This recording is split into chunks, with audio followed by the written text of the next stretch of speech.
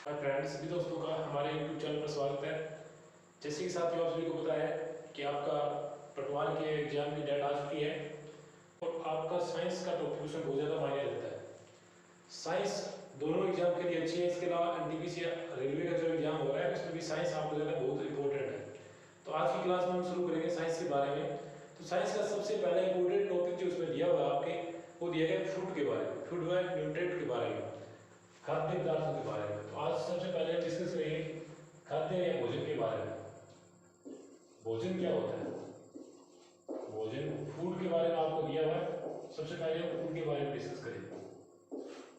साथ ही जैसे कि आप सभी को पता है, फूड या भोजन जो होता है, जो आप जो कुछ भी ग्रहण करते हो सारा भोजन में आता है। हम दैनिक खाने की क्रिया में जो ग्रहण करते हैं, वो सारा हमारा क्या होता है? भोजन या फूड होता है। हम दैनिक क्रिया में जितना ग्रहण करते हैं वो सारा क्या होता है? फूड। या एक तो होता है संतुलित भोजन, एक तो क्या होता है? संतुलित भोजन, और एक होता है असंतुलित भोजन।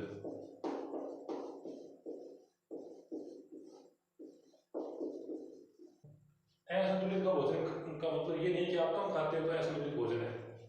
असंतुलित भोजन का मतलब है उसका संतुलन आप सही प्रकार से नहीं बना रहे हो। पहले आप संतुलित भोजन को समझिए। संतुलित भोजन में क्या होता है कि निश्चित मात्रा में न्यूट्रिएंट्स होते हैं, यानी जो खाद्य पदार्थ होते हैं जो हमें खाने चाहिए, वो खाद्य पदार्थ क्या होते हैं?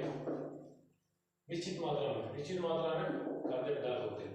एक निश्चित मात्रा में से हमें कार्बोहाइड्रेट खाना है डेली 300 ग्राम, तो इसमें कार्बोहाइड्रेट 300 ग्राम होगा। फैट खानी है 20 ग्राम, तो इसमें फैट की मात्रा 20 ग्राम होगी। विटामिन खानी है आपको 10 ग्राम, तो विटामिन इसमें क्या होगी? 10 ग्राम होगी।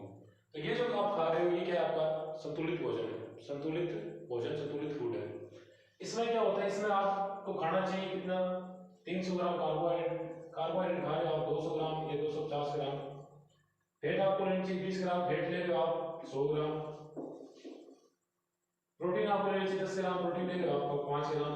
मतलब ये एक असंतुलित भोजन है। इसी असंतुलित भोजन के हमारी बॉडी का लेवल जो बिगड़ जाता है, मोटापा बढ़ जाता है। तो ये सारी चीजें कई बार कमजोरी महसूस होने लग जाती है।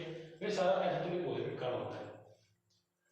तो यहाँ पे क्या संतुलित भोजन और असंतुलित भोजन सभी के समझ में आ गया होगा। ऐसा भोजन जो एक संतुलित और निश्चित मात्रा में होता है संतुलित भोजन कहलाता है, जिसके अंदर भोजन में पदार्थों की मात्रा एक निश्चित जितनी हमें आवश्यकता होती है उसके अनुसार नहीं होती है, तो उसको हम क्या कहते हैं? असंतुलित भोजन कहते हैं।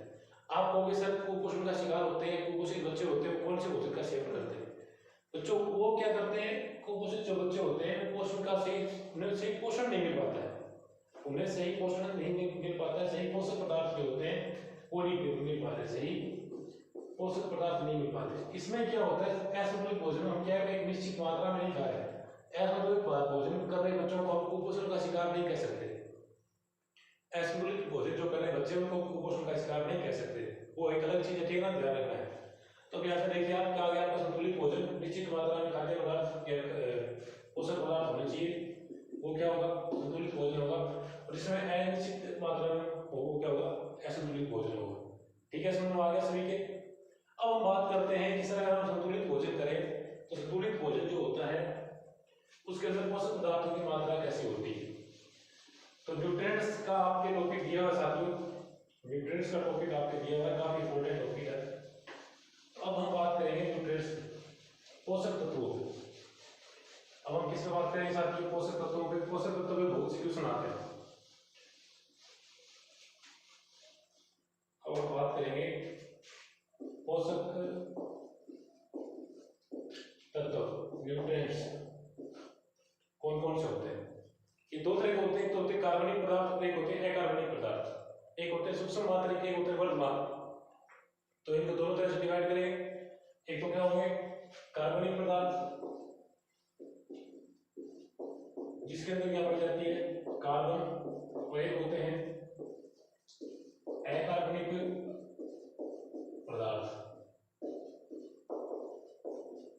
कुछ होते हैं सूक्ष्म मात्रिक, कुछ होते हैं वर्ग मात्रिक। सूक्ष्म मात्रिक में कार्बनिक पदार्थों में जैसे हम देखते हैं तो क्या होता है, कार्बोहाइड्रेट,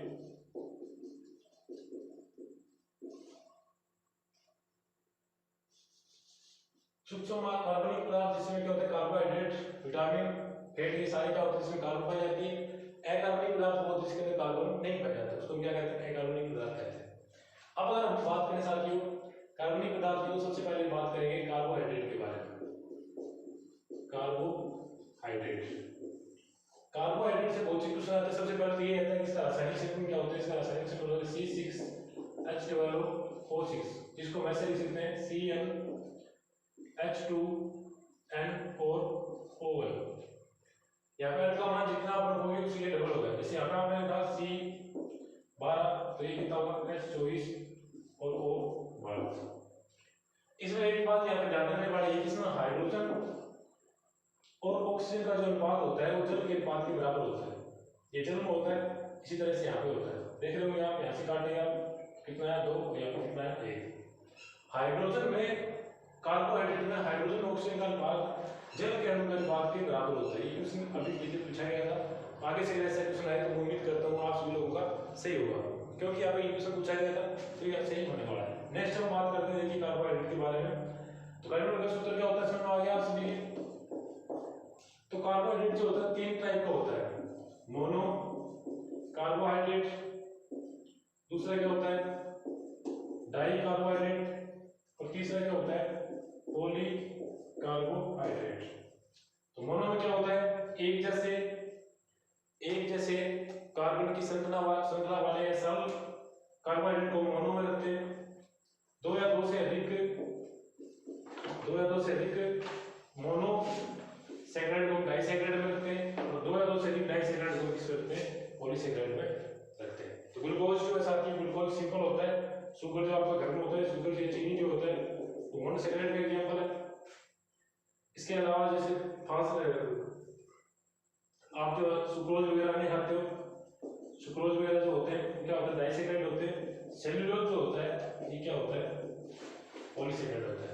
तो ये था कार्बोहाइड्रेट, इसके बारे में मैंने आपको बताया। आई होप इस वीडियो से समझ आ गया हो कार्बोहाइड्रेट